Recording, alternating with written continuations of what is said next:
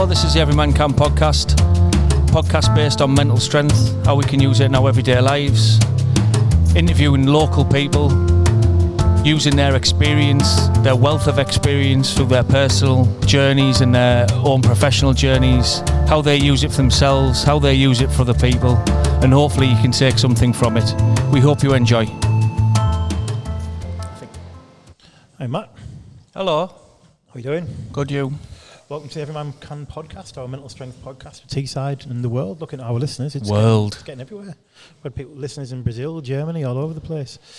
So I'm Richie, in touch with my feminine self, Andrew.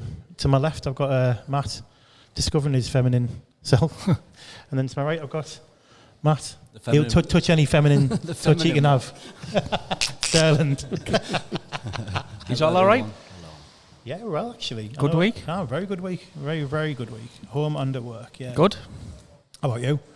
Good, positive. Hopefully, job offer next week. Yeah. At the MFC Foundation. So, I'm really pleased. Just a good step out the place. And start of a new era for you. Yeah, man. So career at the I need place, it. I need to start doing something now. Unsurprisingly, as we said, the first organisation that had you in the room to talk to you and realise what you've got to offer basically turned around and said, we'll find something for you. This isn't the right one for you, but there's hopefully a whole lot more. And fingers crossed. So I don't want to say too much more. But no. So hopefully that's coming on, yeah. Bit of a turbulent few days, but nothing really. Okay, good. There's a lot going on, really. Good place. Matt Sterling, how are you? Good. Yeah. Busy week. I always have busy. Do I have a busy week every week? I have a busy week. Ups and downs, but the usual. You've sounded very. I know you've done a lot of driving and a lot of late nights and stuff, and balancing that with work. You've sounded very tired every time I was talking to you. I was asking you if you were. Right. He's just bored listening to you, Rich. Oh, fucking cheeky. Oh, were you talking? It's just I didn't realise you were Matt, he's talking. like that. Sorry. No, Matt, how are we doing? So he just fell asleep there. Bore off. I didn't realise you were talking to me, Rich. Sorry. All good. That's nice chatting to you, Matt. Nice one. See you later. Anyway. See you next time. Good week for you, Richard? Yeah, no, it's been really good. There's a lot of good stuff happening. Busy, as usual, but delivering mental health first aid again last week. You know how much I love delivering that training. Honestly, great place. Very good place. Looking forward to this today as well. Me too. Very excited about it. We always say this, don't we? But very excited about today's. We've just been blessed with some fantastic guests, and today's no different at all. So let me introduce. Hello. You all right, lads? How you doing, Jason? You all right? Yeah, good. Jason Watkin. Got in touch with the pod a little while ago.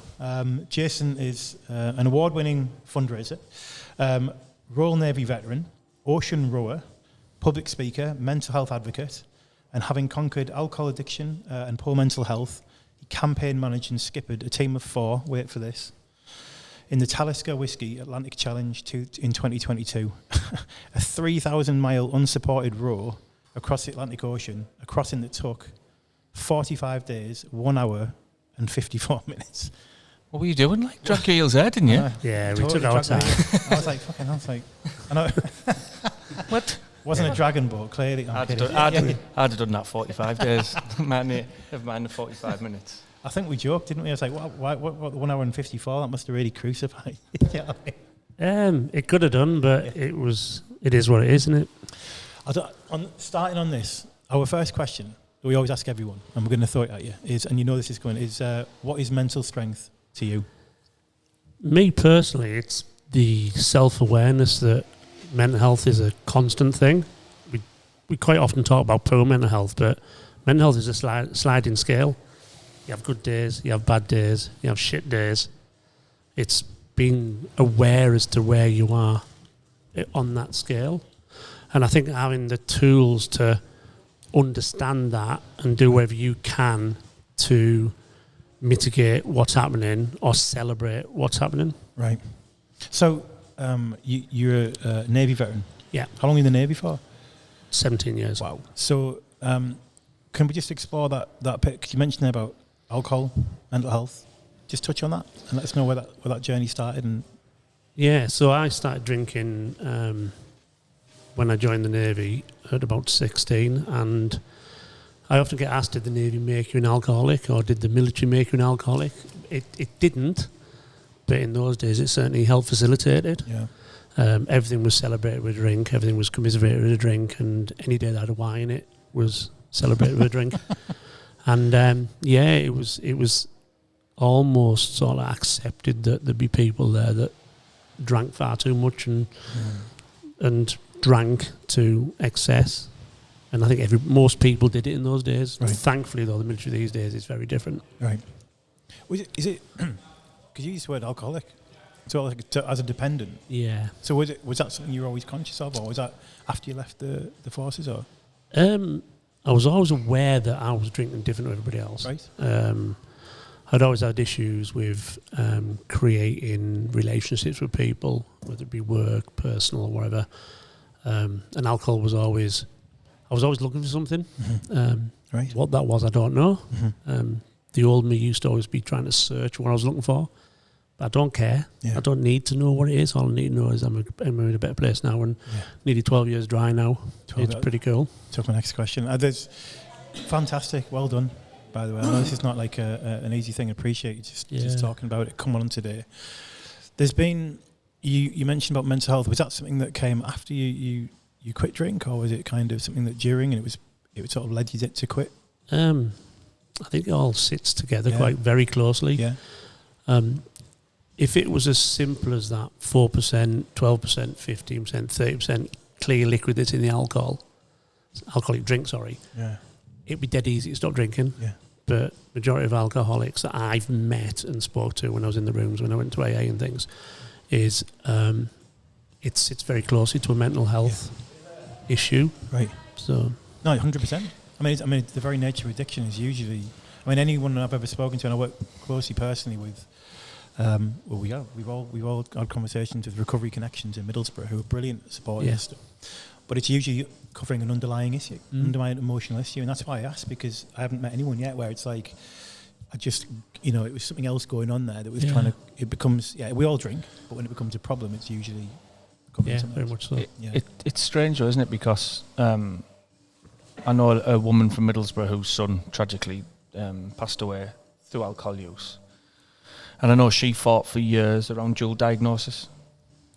Right, mental health and it's something that they didn't really recognise. You had mental health problems and you were an alcoholic. You had mental health problems and you were a drug addict. And whatever that addiction is, gambling, sex, drugs, whatever it is. It's important that the health service are moving forward and recognising that it is dual diagnosis rather than just two separate things, because I wouldn't, when I've misused alcohol, it's because I'm not in a good place. Yeah. I don't misuse alcohol just because I want to be pissed and have a party. You misuse it when you're not well. So it does coincide with everything, really. Yeah, and I think there's a lot of support agencies out there, but on both sides, both mental health and addiction, but quite often they'll say, I can't help you with your mental health whilst you're still active in your addiction. And equally you can't, because quite often you'll go to somewhere, I can't help you with addiction while you're in poor mental health. So it's this real vicious circle you end up going round and round in, and that's where I found when I went to AA and 12, following the 12-step program, that really helped with the mental health, because that kicked.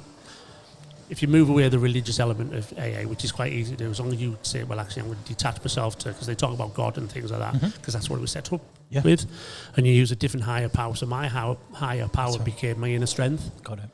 And by doing the 12-step program, you without you even knowing it, you're dealing with the mental health elements of it, like making this inventory of all the wrongs you've done, and then making amends to people, and talking to your sponsor and various other bits and pieces. So 12-stepping was good for me. It's not the right solution for everybody, but 12-stepping was good for me. It was a great starting point. I know that he's not a popular man with a lot of people, and by the sounds of it, a lot of women, but it was actually Russell Brand's book, Recovery, that I read, just out of interest. I read a lot of his stuff.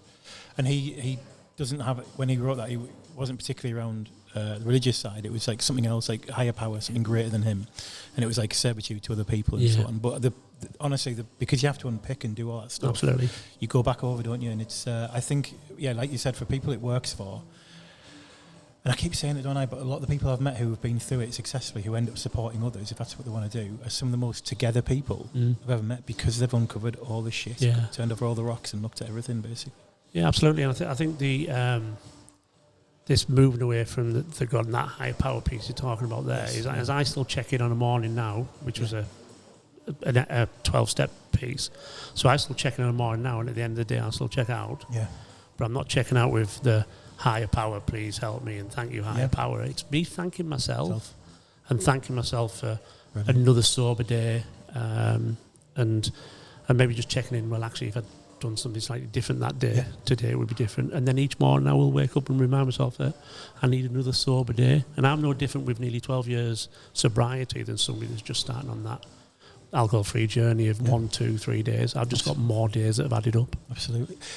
I often ask this question, and I know that the reality is, I'm not naive enough to know that there isn't really just a one-day moment that clicks. But was there a particular period of time where you went? Because it sounds like you keep using the term "I took myself to," I got involved in, and what is it that started that recognition of I've got a problem and I can't solve it myself? Yeah, so I always knew I had a problem for years and years and years in the military. So there's various bits in my military where I'm not proud of, but I share quite readily share my story to prove that the Jason sat in front of you now isn't the Jason that was back then. Absolutely. And so I always knew I had a problem. It was admitting to myself that I had that problem. So you know, but you're not admitting it. February the 19th, 2011 was the day I hit my rock bottom. Right. Various things happened. I ended up to move out the family home into the caravan we had in Weardale. And the next day was my first day where I went to AA. And it was the first day where I really admitted to myself I had a problem. But I also then knew on that day that giving up on that day was going to be very different. Because I felt as it was my turn to give up and not continue. And you can't give up for anybody else. So up to that point, it was always, you must stop drinking. Other people telling me you must stop drinking, and you'd try, you'd dabble with it. But then if you don't deal with the underlying bits, that 12-step bit and the mental health and various other bits and pieces, you'll have an argument and you'll go back on it. So why would I bother giving up when you've told me to give up and things aren't changing? Yeah. Not that it was always full of arguments, but life was... an addiction is something that affects everybody around you, not just when you're in addiction yourself. But yeah, I knew on that day it was going to be very, very different. Yeah. Was it supportive people around you at the time as well? Was that a factor in this as well? Or? Yeah, so although it was very raw, we weren't married at the time, but my wife is still with me. She supported me throughout this. Wonderful. Which has been absolutely wonderful. I think she's got more strength than what I have. So she's really stuck with me in this, so that she knew I was poorly. Yeah. We're reaping the benefits now. So as long as I look after myself, all the fringe benefits of sober life and all the other bits and pieces come rolling in. Absolutely. I think it's touched a nerve with me that around how strong your partner is. You know, and no one will blame your partner my partner at the minute she's just been a different level of supportive with me. And we've had a discussion the past couple of days around certain things that I need to work on with myself. And I think I've always said to you, haven't I, around I witnessed quite a lot of severe mental health problems with my ex. And I always used to say to Richie, no one ever asks how you are. They always say the person who's seemingly struggling, is the main focus of attention. But no one ever says, forget them just for now. Are you all right supporting them? Because it's hard. It really is difficult. And I'm seeing that now with people who are close to me, because I know when I'm not my best. And to have that support, and like you said, the mental strength it takes for them as well, it's massively important. And without them people, we don't get to where we need to be. And I'm just going to add in there that some of the recovery services in Middlesbrough have actually got they recognised a long time ago that's sometimes you can't help the person, but the people around them. And they have. I went to an event that Recovery Connections put on in Middlesbrough, and it was about parents and others, or partners of those going through addiction, and the amount of support they'd end up training up and helping others and so on. And actually had to separate themselves from that person for a period of time in a lot of cases. So it's hard, doesn't always work out like that. I'm very pleased though.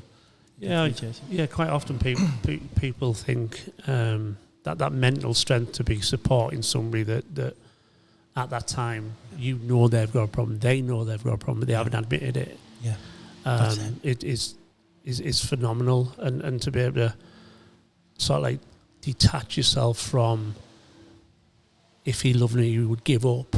If he loved the children, he would give up and actually sit alongside them and actually wait for that moment. Sometimes you can wait, and sometimes relationships fail because of it. But maybe that is the right thing at the time. That it's you have to protect yourself. Sometimes that's the wake-up call. You that's what you're alluding to. Yeah, I didn't do that though. No. We've had more than anyone, but like it's took me 3, 4, 5 years to really start to think, fuck, like I never, because you're so concerned about that other party that you don't look after yourself. And I think it's fantastic that people, if anyone's listening to this who is struggling, take them people into account, because you destroy them. You can destroy them people, and it's really tough. Really, really tough. It's, you know what, the alcohol's always a really tough one. I mean, I always say, no one ever wakes, and Amanda said it as well when we interviewed her, no one ever wakes up one day and goes, do you know what, I'm going to be a heroin addict. Do you know what I mean? It's like, but alcohol, because it's so accessible. Not because it's so accessible, not because of the law, because that doesn't get in the way either. It doesn't change anything, I don't think, personally, but the idea is it's so accessible, and it's so socially acceptable. Yeah. It's almost everyone drinks. So to be away from it, to be dry in the UK, that's a real. I mean, talk about mental strength. Yeah, I mean, when I first stopped drinking, so there's a couple of things going on. So mentally, I put myself in a place where I firmly believe that I couldn't have fun without a drink. Although I wasn't have fun, it was shit. It was shit for years. It really was. I'd go out and I'd leave people and go to the biggest dive bar in town, because I felt it was always the same sort of people then. But yeah, it was shit for years, and people think that people go, oh yeah, you choose to be an addict, you choose to be a heroin addict, you choose to be an alcoholic. I didn't choose. No. Who would make that choice? Absolutely. No, exactly. Yeah. That's the point, isn't it? You maybe chose to make a few wrong decisions early on. Absolutely. To feel better quickly. Yeah, in your drinking career, or your heroin career. Yeah. But when you say about if you think about heroin, is if I was a heroin addict and I stopped and I broke the group of people I was with, and I wanted a fix, or whatever you call it. Alcohol was my drug of choice. Right. I would physically have to then go and find somebody that could provide me with heroin. Yeah. As an alcoholic, I stopped drinking. I can ring a taxi firm up, send them to a garage or wherever to buy me a bottle of vodka and bring it back for me without even leaving the house. Yeah. And at any 24 hours a day, 7 days a week, 365 days a year, you'd be able to get all of it. It's hard as well, isn't it? Because you go for Sunday dinner at someone's house. Like today's a Sunday, I'm going to our mum and dad's after this, and there'll be wine. You go to a funeral, like you say, let's get on the piss, because let's have a drink for them. You go to a wedding, let's get on the piss. Yeah. Everything we do in this country, socially, most of the time is based around alcohol, and it, like Richie says, a strength to steer away from it. Because I listened to something the other day, and I think it was it Jim White on Talk Sport? I don't really like him, but he was on. I think you're listening, Jim. I don't. I think he's just argumentative. He's very argumentative. He's just not my cup of tea. But I like Simon Jordan. Okay. So he was talking, and he's a recovering alcoholic, and he said, I do things now to avoid. It's not the actual having the drink. He put steps in place to avoid getting to that point. Because he said, if I had a drink now, I wouldn't stop. But he said, the battle is not to not have the drink. It's putting all the things in place to stop that temptation. Which brings us beautifully on to what works for you in terms of maintaining good mental strength and that balance. You said everyone has mental health. There's a sort of continuum between where you go. So what works for you in your life, do you find?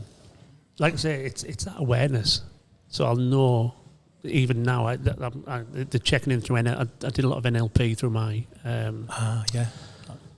when I was doing my neuro-linguistic programming. Yeah. Who did you out with? Charity called Veterans at Ease, who are a North East based charity, and I call it the helpline. Yeah. So lots and lots of times, so men specifically are absolute gits for this. Is they know they want help. and there's almost like there's a line on the floor that they'll put the toe up to it, and they daren't put the toe over the toe over that line. So you'll step up to that helpline thousands of times, knowing that you need help. Yeah. When I stepped over that helpline, Veterans Ease were there for me. So they provide NLP in a counselling session. Yeah. And it's free at the point of needing it, and there's no long referral process with the NHS. So anybody's veteran or Blue Light Services can ring up today and go, look, I need help. Yeah. And somebody will speak to them this week, Right. and it's peer-to-peer support. So that answers your mental health support then as well, that you got at the same time, because that difficulty of dual diagnosis, there's some organisations out there that will happily let someone sober up in a room, fall asleep in a room, let them chill out, and then start talking to them. Yeah. And so once they start to sober up a bit. And I think that's basically the attitude that's needed. Personally, is that I can't see it working any other way. You have to deal with both, because the two are interlinked. Yeah, absolutely. And going to be a question about what works with keeping mental health is that being aware of what's going on, and then your brain will always tell you it's the worst case scenario. Yeah. So you all might then start telling yourself things are going to be shit. Yeah. Things are hard. Yeah. You can't do it. It's having the resilience then to go, well, actually, you're talking a load of crap up there. Okay. And being able to use the NLP processes to go, well, actually, you're stronger than this. Yeah. It's only your 5-year-old toddler brain that's telling you can't do it, and because you've programmed yourself to this through ever. And I think if you always try to look, so I always try to look for the positive in anything. Yeah. So on the row, I think we might talk about the row a bit later, but if getting up every 2 hours in the wet, nappy rash from my knees all the way up to my armpits, and I have to get up every 2 hours to row. If I told myself it was shit, I didn't want to be there, it was crap, we still had 40 odd days to go. Could be worse. It soon but everything soon becomes all of those things. Right. So if you tell yourself it's crap, you suddenly then start believing it crap. Yes, it might be crap. That language is so bad. Like the NLP thing where you're talking to your unconscious and actually realising that a lot of your behaviours aren't governed by your conscious thought. Yeah. It's your unconscious stuff, isn't it? Yeah. We actually had our last interview we've got was with Alan Johnson, who will be on, well, as we record this, he's going to be on in a couple of weeks, but he's actually got a podcast as well called That NLP Bloke, and it's only several short episodes about different parts of NLP. And one of the brilliant ones was about, well, they're all brilliant, but one of the ones I've been recommending a lot to people is about people that struggle to have boundaries and say no to people. And I think that's such an important part of mental health. Like I really genuinely do. Yeah. Especially people are so good at giving to each other but not being kind to themselves. And yeah, I think you just be that when we were talking earlier about the support that you give others and people give you, is it's okay at times to say, well, actually, I need to pause that. I need to stop that support because I need to sort myself out, reset myself, and come back and help again. So I run this group, and quite often now I'll see a text come up and I won't answer it straight away because I need to be in the right frame of mind. Yeah. So it's all right to say no. Well, beautifully put. We'll have a quick break and we'll come back and talk a little bit more about some of your ventures, your endurance ventures. Cool. Fantastic. Thank you.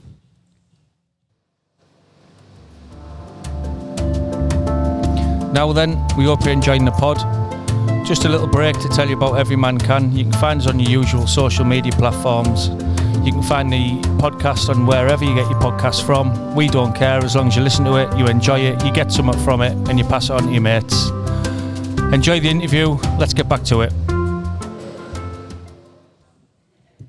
Back with Jason. We're outside Fulmine and Yarm recording today. They're launching their new clothes shop, and we're very grateful to be able to be positioned. I think we're sat on tables and chairs provided by Tomahawk next door. Well, Fulmine have provided us with 2 tables and a chair. Fantastic. And then I nipped in the Tomahawk and me and Matt had to sweet talk the manager last week. It's fantastic. Who then hasn't told his other manager that we want tables, but she's been brilliant.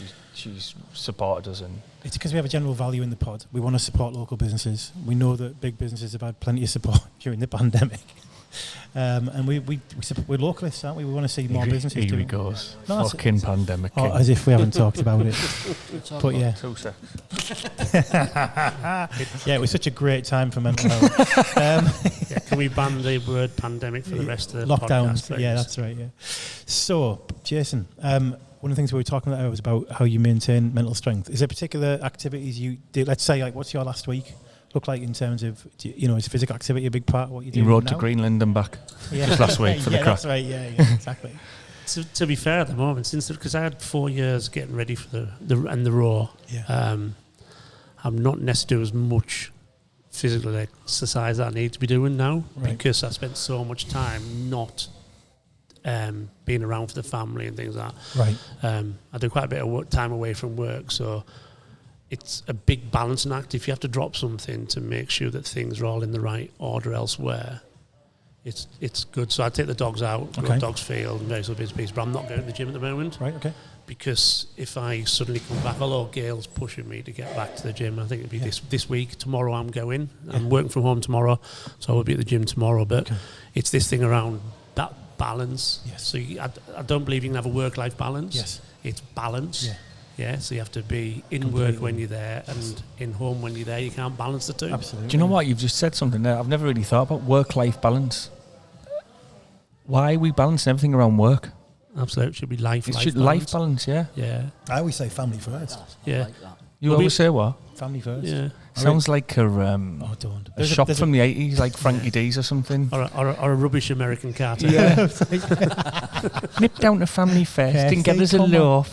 There'll probably be a project, I'm sure there is. Get yourself some cats, Family First. I see a Family First. It sounds like a shop, doesn't it? It does, yeah. Anyway, sorry. I'm not plugging the shop up. Talk about work, though. I always say to people in work, though, we only go to work for one reason and one reason only, but that's to facilitate the things that really matter outside of work. Work to live. Exactly. We don't live to work. That's exactly Absolutely. right. That's definitely a good bit of advice. So, Talisker Whiskey Atlantic Challenge 2022, 3,000 miles, 45 days, 1 hour 54 minutes. 4 guys, I think rowing in pairs. Is that right? And then you mentioned earlier on you row 2 hours at a time while the other 2 get rest. Yeah. Now, so How do you get rest in the Atlantic? You don't. So, how did this idea come about, first of all? Like, what?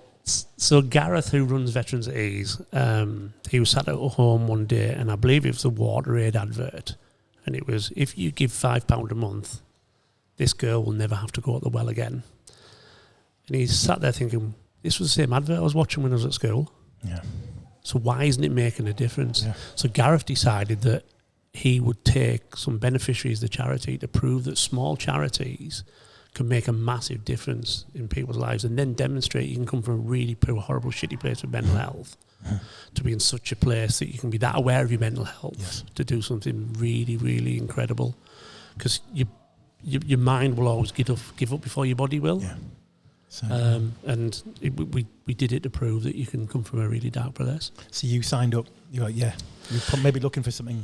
You said earlier on you were looking for something, not sure what it was. Yeah, well, up until that point, so when I did my NLP with Gareth and team, I started giving back to them. So I've done various other bits and pieces. So I spent the whole of 1 December dressed as an elf. I went everywhere dressed as an elf. So I was doing Mental Health Awareness Month. Tell me it was in July. It was in December, but people were paying me to do Elf on the Shelf visits around the house and things like that. And so that was quite uplifting. I did Whitby 199 steps for 24 hours. I did get that right. So I did 26.8 miles up and down them steps in an orange tutu. So like the tutu, you got to have the tutu if you're going to do this. Your eyes raised that, and the reason why I wore the tutu. It's not a fantasy, man. Seeing you going up and down steps by the way in a tutu. That's not why the eyes went up. Thou doth protest too much. Yeah, I'll DM you the pictures later.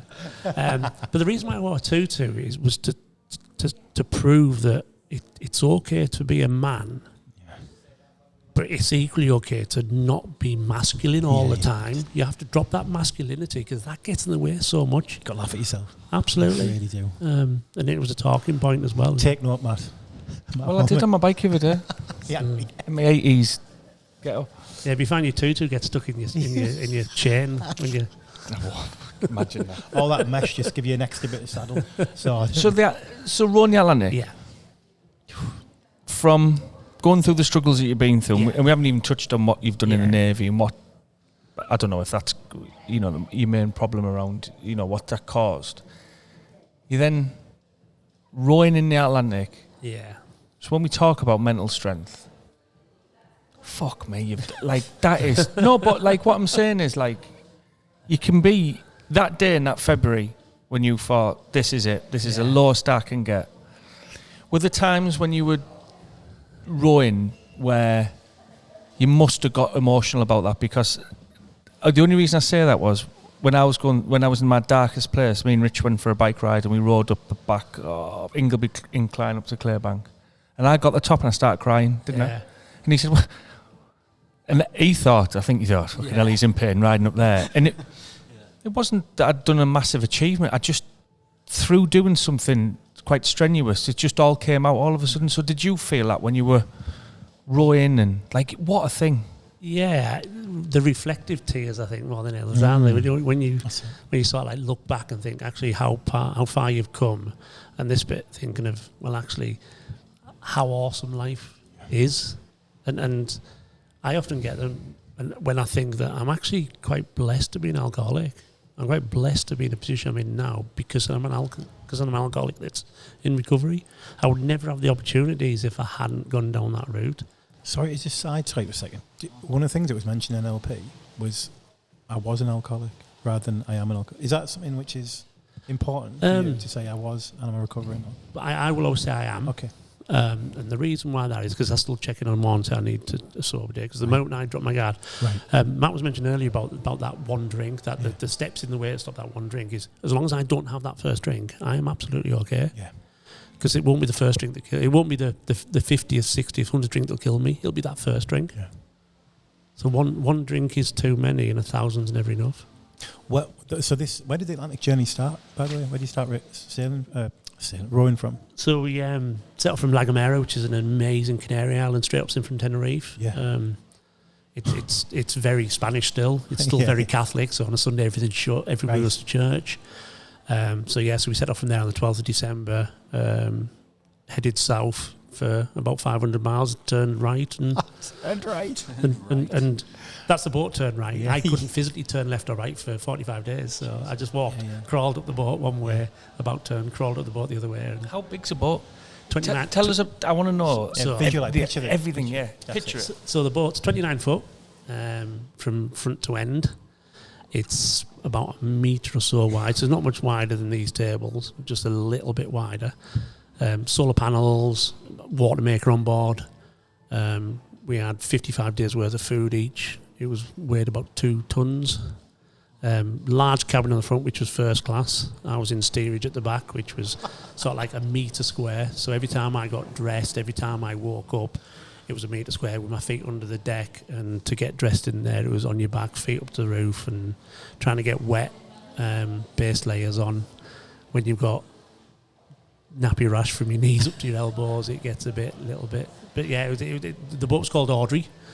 But spelled O-A-R-D-R-E-Y, as in Audrey, because it's a roundabout. And then Audrey in Anglo-Saxon actually meant noble strength. So it actually fitted really well with our campaign. But yeah, she was a... Did you get connected to the boat? I was very sad when she left, because we raised about £150,000 to do the row. Well done, Paul. And then all the other... Thank you. And then when she was sold, there was about £47,000 went direct into the charity's coffers.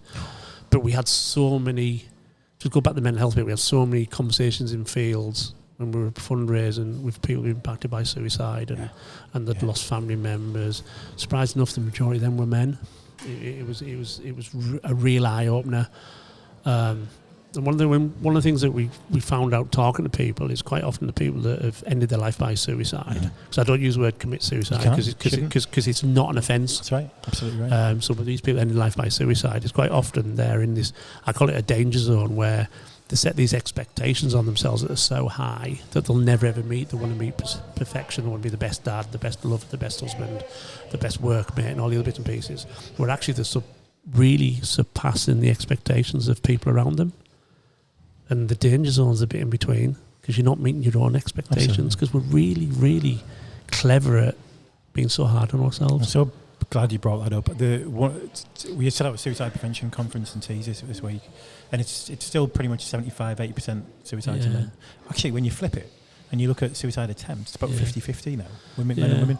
But the thing you mentioned there was, again, a study about 80% of the people who were around people who did take their own life describe them as being perfectionists. So there's this, and how Finland have a saying which is about lower your expectations, and it's huge. I think we live in a world which really wants to keep aiming up, and it's like, well, let's be realistic. And you mentioned about use the word balance again. I think that and always having something meaning, purpose, and hope. Absolutely. That's such a survival thing. So one of the things we've got, I mean, you make me think there. So expectations. I found out about 450, 500 miles into the Atlantic that I was absolutely shit at rowing. And maybe I should have done a little bit more. I'll laugh about it now. Maybe I should have done a little bit. Yeah. We've gone 500 miles backwards. Yeah, but what it was is the tiredness had kicked in. The Atlantic is totally different. Rowing. Yeah. I know, yeah. I didn't do anything for 12 hours a day every day. So exactly. So it's like a holiday, really. But my rowing was that bad that the other people couldn't row in sync with me. Oh, Jesus. And I was really going into a real dark place, beating myself up. That I was thinking I was a passenger and I wasn't good enough. And one of the lads, Chris, he just said to me one day when we were on deck, he just said, "Stop beating yourself up because you can't be exceptional at everything. As long as you do your best at whatever you are doing, that's enough." And now I've got a phrase in life that is good enough. Well, good enough is enough. Good enough. Yeah. It is enough. It's good. Yeah. You don't have to be perfectionist in everything you do. Funny that. As long as you're doing your best. I reckon a lot of blokes who listen to it, and hopefully a lot of blokes who maybe have either been out or in a tough place themselves right now, can probably relate to that. Yeah. And it's about, that's when I say about being a bit kind to yourself. It's like, go easy on yourself. Stop trying to say yes to everything and do everything. Absolutely. And like, I can always do better me and all this shit. It's like, it's just not the way. It's just not the way. It's about surprising yourself as well, though, isn't it? Yeah. So I'm a great, like when I coach football and people are running, like in that, the under 16s, they hated me, but we were doing like full length pitch runs at the end of training, so they had that stamina going into games, and then some would be lagging at the back, and I'd just shout to them, just do what you can for you, just do your best for you, don't. And I used to say to them, as long as you have done your best and you've put 100% in it, you will surprise yourself and you will keep up with the quicker ones eventually. But don't be embarrassed that you're at the back. Don't just run for you. Run for you, for yourself. And I think if we apply that into work, relationships, whatever we're doing, and you give it 100% and do it for you, the rewards will come. And recovery. So important. Like, take time down. If you are going to double down on stuff for a period of time, give yourself the time for your brain, for your body to heal afterwards as well. We just often move from one thing to the next without giving ourselves that rest. Yeah. So Jason, moving forward, what challenges have you got? Any coming up? Have you got anything you'd like to do? Anything in the pipeline? Yeah, I won't go on an ocean again. No. No, you only dance with the devil. Ever. You only danced the devil once, I think. There was an American team that were rescued between Christmas and New Year, and I think they're very lucky to be here. Yeah. So you only dance the devil once in that. Can I come back to that? Because I know we were talking prior to this. I said, what was the darkest moment? Because I have all these videos pop up on my YouTube all the time about kind of like, massive waves. Look at this, like hitting a tanker and stuff. And I'm thinking, the Atlantic's notorious for like being rough. And when it gets so I'm assuming this boat could batten down. Yeah. And you could seal it right off, and then just if you couldn't row and it was rough, you'd have to just get thrown around. Yeah. So she was designed to self-right. So in between Christmas and New Year, so Boxing Day night, Christmas Day was wonderful. It was really stripped back. We decided we would stop rowing twice on Christmas Day, so we had breakfast. We had boil in the bag, full English breakfast, which was basically beans, sausage and bacon in a bag. It was the first hot meal we'd had since we left La Gomera, so it's not like we left on the 12th, it's 20 or 13 days in, so it was too rough to be able to boil water. So Christmas Day was not too bad weather-wise. Boxing Day, the weather really got away, and just as we were, it was getting dark on Boxing Day night, so it was me and Chris on the oars, and we were sort of like not quite running with the waves, it was slightly on an angle. So the way, obviously, you're rowing backwards, so you can't see where you're going, so you're sitting backwards, and the way it would work is the back end of the boat would go up the wave first, and then slowly, and then you'd surf down the back, so the speed would pick up as you come down the back of the wave, so you almost get sucked up the front, right, and then surf down the back. And we were going up this one wave, and it got very loud, and we got absolutely smashed by this wave, nearly capsized. I turned the boat on its side, so me and Chris are in the bit where all the water runs out off our seats, oars everywhere, but it span us 90 degrees to the waves, so instead of having 29 foot of boat going with the waves, we've now got 4 or 5 foot side on the wave, locked on, and going sideways up these 30-foot waves. We had to wake everybody up and get everybody out of bed, and it was pretty scary. 30-foot waves. Yeah, but then you add into that, you still got to go to the toilet and things. And the toilet was a bucket. So you asked about the boat there, Matt. Is the toilet was a bucket up the front? I shit myself in the wave machine and North Allen Bath. So imagine, true story. So when you talk about the resilience, Pete, and you're telling yourself that, Christ, this is really shit, I don't want to be here, is everything was a chore. Yeah. So going to the toilet, you had to go up the front of the boat. You're constantly tied on the boat with a waist harness. I thought you just shit off the side. Well, the boat was that narrow; it would lean over. So you'd have to go up the front of the boat. No. So imagine you're wet, so you're trying to get off a pair of shorts and a pair of things with one hand while you're holding on, while somebody's throwing water over you, and then you have to lower yourself down onto a plastic yellow bucket to go to the toilet. Have you been to my house? So, but there was one really funny bit though. So Gareth had been to the loo and I'm rowing, so I've got my back to him, and I hear this giggling at the front of the boat. I was like, "What are you laughing at?" He went, "Look." And what he'd done, he'd scooped up bioluminescence out the sea, and he didn't know until he'd had his shit in the bucket. And it all stuck to his poo, and this poo was glowing. It was like a nuclear reactive poo, so like a disco poo in the bucket. So little things like that really made it worthwhile. With regards to the humour that kept us going. So so disco poo, or a Disney princess poo. So it's like Rick and Morty. So I know I'd asked about future challenges, but we'll stick on this for now. So what I want to know. I want to stick to the Roy. You want to stick to the what? Well, the image of him in a tutu, I don't want to discuss. Bioluminescent. What was stuck in my mind?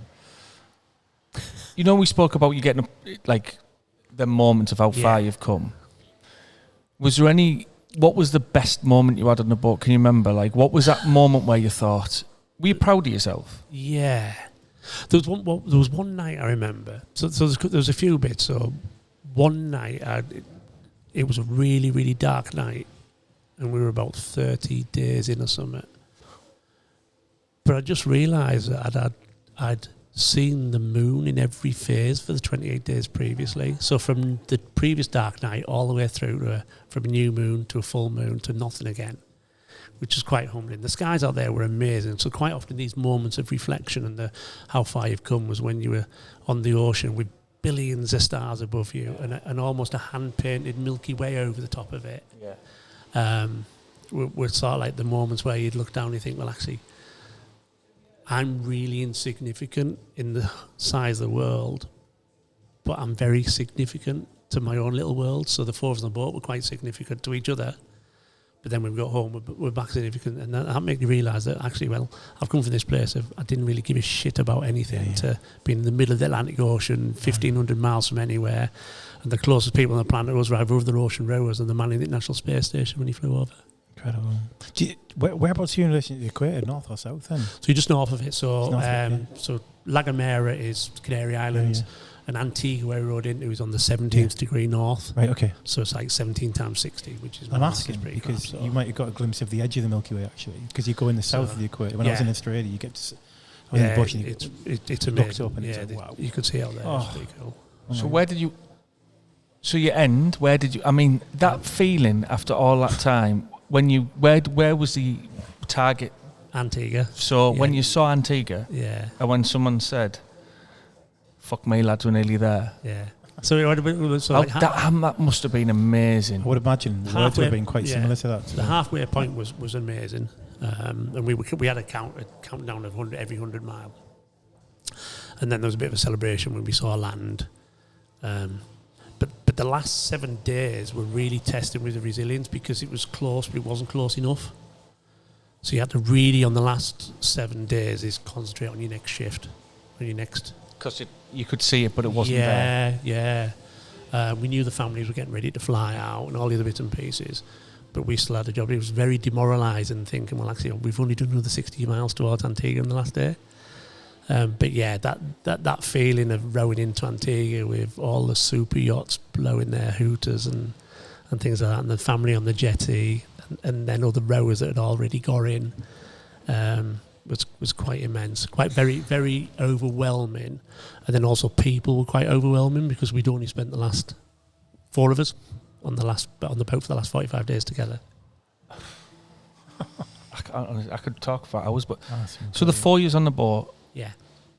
all suffered with issues, or Three of us. So Gareth set up the charity after he had his issues. He ended up paying for an LMP sessions in about 2010, I think it was. Right. A considerable amount of money he drove away. I think, fucking hell, that stuff works. Yeah. Yeah. So he agreed on that day that we'd set up a charity, set up the charity. Yeah. Chris is a beneficiary of the charity, and Phil, who came with us. So there's they've talked about 6 degrees of separation. So Phil came with us, already rowed across the Atlantic, so he was a bit of our mentor, but we groomed him. He came with us, so he was actually in his second row across the Atlantic. Wow. But then when we were sitting, we did a presentation for the Rotary Club North East at their annual conference, and Phil sat in the audience. And Gareth's issue was with Gareth's initial issue with vehicles out in Bosnia, and the vehicles not being suitable for snow and mountain passes and things like that. And Phil realised that it was actually his company that made the tracks that were on Gareth's vehicle. So it's the synergy of Phil coming with us we used to call him our arms dealer. So there's 3 of us from the military, and he was our arms dealer. So, sorry, Rich, but I was just about the 4 years, just because I want to. 4 blokes. Yeah. 4 blokes in a boat. Should be a film, really, shouldn't it? But if you think of just 4 men all coming together for one cause, and that support that you must have. I mean, I would get so irritated with people. Yeah. I think was that way he's might have caused of tiredness and hunger and there's a couple of arguments. illuminous shit coming out to sea. But I suppose as well, them arguments, they're going to happen, aren't they? Yeah, absolutely. At the end of it, you must be so close. Yeah. Because you've all achieved something so wonderful together. Yeah, I mean, these arguments were sort of it's a bit of just be true to each other and just apologise. Yeah. It was only an argument over. Back to they were all over. They were all over simple things. Yeah. Well, you can't go anywhere, so you may as well apologise. Absolutely. But yeah, it was. You really do feel a bond with not just the 4 people on your boat, but all the other ocean rowers. I mean, there's only 1,300 people on the planet have ever rowed across an ocean. One of the questions I was going to ask. Wow. Yeah. It's not a very big club. Yeah. So I'm one of them. Yeah, that's fantastic. Which is pretty epic. That's and I think the moment we normalise what we've done, it's a dangerous place to be in, because we've all done something quite incredible there. I know I mentioned you on the phone, don't start before I do say it, but I said, it makes my Ironmans feel like a walk in the park. And you were like, what did you say? I said, don't cheapen your Ironmans. No. I couldn't do that Ironman. But I was like, 45 days, everything you described, and I was like, you went, I couldn't do an Ironman. And I was like, you could. But it's different. But it's a different gravy, and it's the training. But then you think about your resilience. Could you then sit in a boat for 45 days, doing 2 hours on, 2 hours off, 2 hours on, 2 hours off, 45 days, eating crap food, shitting in a bucket, not standing up to go for a pee, having to do it in a pee bottle, nappy rash, and the other bits and pieces. That's exactly right. Whereas I couldn't maybe do an Ironman because, one, I hate cycling. But this is our damn point about it, is that you've got to find your niche. Doing anything extreme like that, which a lot of people go, fuck. And when I first heard about it, I was like, I couldn't dream of doing that. A guy said to me at a Christmas party, have you heard of Ironman? I was like, because we've started doing triathlons. But it was very much, for me, it's very much about that battle, and it's about that consistency and routine and doing things that work for you. And that's what we keep coming back to.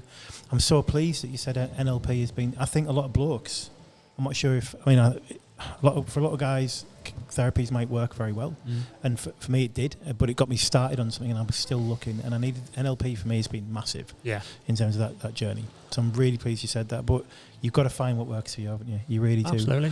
What would you think would be your sort of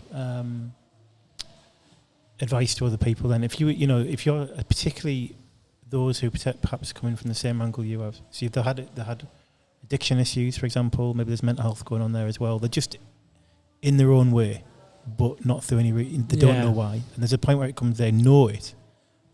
What would you say to those guys? So there was a mantra we had throughout, which it's not weak to speak. Yeah, that was our tagline. It was on our oars, it was on our clothing. Right. That again, going back to NLP, your 5-year-old brain will always say worst case scenario. Yeah. And it's another weakness of yours that if you say, hang on a minute, so if you go down a simple thing, if you went in and asked for tables, Yeah. A lot of people wouldn't have had the balls to go in there and ask for tables. And there was because we tend to hold back asking for help, and no matter what we're doing, because whether it's petty pride or just being stupid, or again we think that people will think less of us because I'm an addict. Just thinking that anyone else who's successful has done it all themselves. Yeah, that false narrative that you get somewhere in life by yourself, like self-made millionaire and all that bollocks. Well, we could talk forever, but I had a conversation the other day around, he said, God, I've been so lucky in life. Well, actually, you haven't been lucky in life. You've made your own luck. Yeah. You've allowed yourself to put yourself in a position to accept whatever comes your way when it hits you. And people say, oh, well, you're dead lucky now because you've come out of thing. But I don't see it as luck. Yeah. I don't believe in that sort of luck. Lucky is when you win the lottery because you bought one ticket. Yeah. However, you've still walked into the newsagent and bought the ticket. That's it. But you you choose your own destiny. Nobody else is going to write your next page in your book. Only you can write that page. Yeah. Only you can keep dwelling on the pages that you've already passed. So the past, you can never, ever change the past. Yeah. It's gone. It's gone. But what you can do is learn from it and think, well, actually, what have I done in the past that I can really learn from it? What can I do in the past that I can celebrate and really build upon? That's beautiful, man. I completely agree. We all completely would stand by those words as well. There's, I know we started talking on the podcast about Every Man Can is becoming a KIC, a community interest company, a not-for-profit company. And that's going to be getting registered in about 2 to 3 weeks. Well, fantastic. And that's going to be, we'll talk more about it in the future, but I understand that you've actually got groups in Stockton already that you might want to talk about and the plans for that. Yeah, so every Tuesday night I run it's called No Need to Man Up, Brew Up. And it's a Tees River Rescue HQ on the riverside in Stockton at 6:30 on a Tuesday night, and basically it's just men getting together over a cup of tea and a biscuit. It's very informal, and we've had some very bizarre conversations, but equally we've had some very important conversations. And it's men being allowed to. Cause quite often we stick this stigma up there that asking for help or I can't open up and things like this. Some of the conversations we have is stuff that, would it be the right place to have the conversation with your loved one? Maybe not. But it gives you a chance to release all these little pressure cooker picks in your brain that are sticking up there going, well, I really want to say this, but I can't because it'll impact or hurt the person that's there. So it's a chance for men to get it off their chest and really open up with other men around them that aren't going to pass judgment. And when you start talking like you, it's amazing the amount of similarities there are between all, because we've all got the same grey thing between our ears. I think it's a big deal for talking to people with no skin in the game. Yeah. Because I think like that no judgment kind of thing. Because I think in relationships it's easy, isn't it? It always goes back to, well, you never said that before, but and always can't say, but no skin in the game means like it's very difficult to be judged. Yeah, I think when you're in a relationship, well, you're emotionally attached to the person that you're talking to. Yeah. We're a really emotionally attached group now, but when you're emotionally attached to somebody, you allow what you think they might feel of you or how they might feel about what you're telling them get in the way of actually saying what you really do need to say. That's right. So you're setting up a group KIC, you said? Yeah, so hopefully the next idea is we'll set up a sort of like a men's shed on steroids. Right. It's an idea, so I'm middle of writing it. Not literally, obviously. No, not literally. But it'll be around camper vans and things like that. So doing up vans, off-grid vans that are at the end of their life. So give somebody a purpose in life, something to do. Maybe various groups might even have something around where kids that are excluded from school can come and do a couple of days a week in the workshop or whatever like that. Be run by the volunteers. Like I say, all in the forming stage at the moment, and then we'll keep the camper vans and allow people that want to escape life's.